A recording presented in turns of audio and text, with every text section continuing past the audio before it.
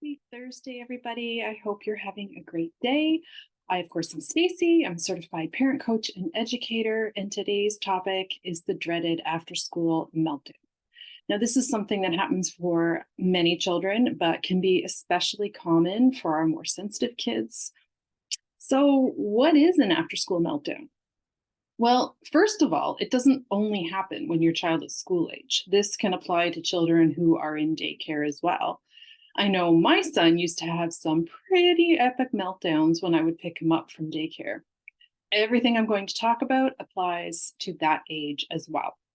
So, what is an after school meltdown? Well, just like it sounds, it's a meltdown that happens after school, typically almost as soon as you see your child after school, whether you pick them up at the school gate or you meet them as they get off the bus or you pick them up from after school care.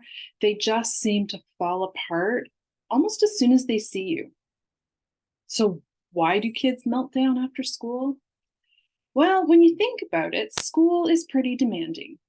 They have to follow a number of rules all day. They have to figure out how to get along with 20 to 30 of their peers. They have several academic tasks that they need to complete. Their motor skills are tested, especially for younger kids who are still learning how to print. Classrooms are often noisy and can feel really chaotic. There's a ton of visual stimulation.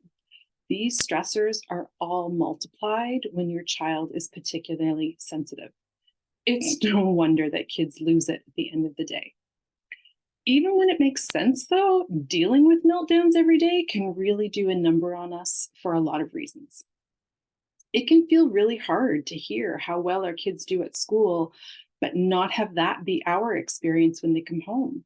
This can make us wonder, what am I doing wrong?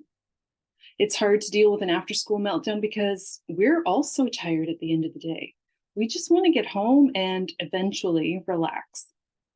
It's also hard because it can feel like we're the trigger of the meltdown. It can really make parents doubt themselves.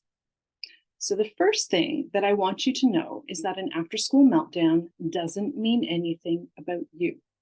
It doesn't mean your child isn't happy to see you, or that they don't love you, or that you're a bad parent.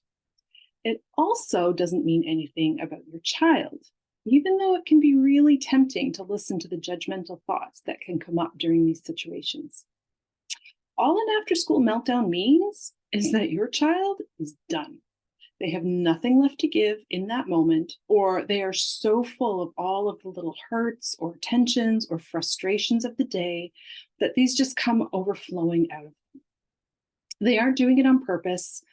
And also, all of those overwhelming feelings, they do need to be processed somehow. Which leads me to what can you do when your child is regularly having meltdowns after school? If your child needs to process some big feelings, either crying or laughter are both great options. If you can get them laughing when you first see them, you can often avoid the meltdown. They still have the chance to release all those pent up feelings and tensions, but in a way that's a little easier for us as adults to take. This might require some effort on your part. Some ways that you can get your child laughing include being silly, playing a game, roughhousing, stopping at the park on the way home to blow off some steam. But like I mentioned before, this isn't just a tired time of day for kids. Sometimes we're also done. This might mean preparing yourself a little bit before you pick your kids up. How can you make sure that you have the bandwidth to meet your child where they're at? Can you make sure that you have a healthy snack or a few mindful minutes to yourself? This might require some thought, but it is well worth the effort.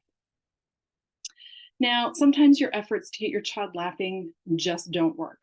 That's okay. It just means that your child really needs a good cry. You don't have to fix anything. You don't have to make everything better. Your job in this moment is to empathize with how they're feeling and be that safe space for them to just let it all out. What else can you do to help prevent meltdowns after school? Well, number one, reduce your expectations. I know it would be so amazing if kids came home in a great mood and immediately put their lunch boxes and backpacks away and hung up their coats and washed their hands before waiting patiently to tell you about their day. This might not be possible for them, and that's okay. Doesn't mean they'll never do these things. It means they need a little extra support right now. So, what's essential? Maybe washing their hands is the non negotiable.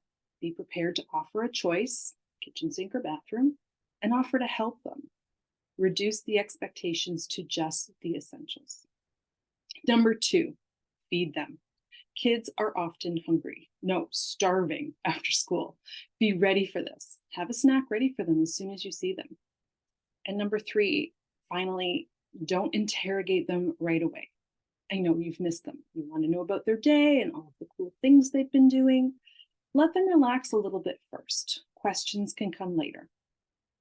I hope you found these tips super helpful. And if you have, I'd so appreciate if you give it a like. Also, feel free to leave a comment below.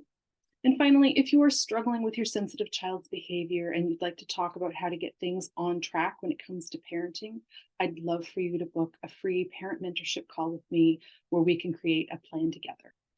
I will see you in the next one. Bye.